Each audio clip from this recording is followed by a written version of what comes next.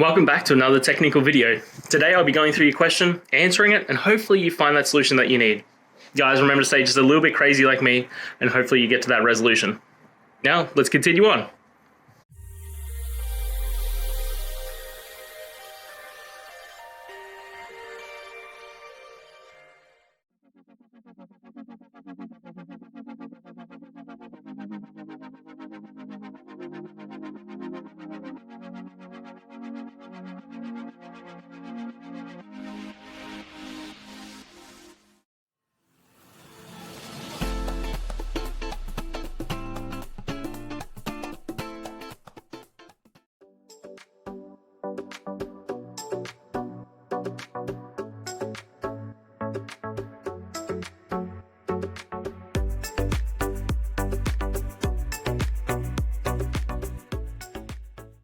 And that's it, guys. We've gone through, answered your question, and hopefully you found that solution you're looking for.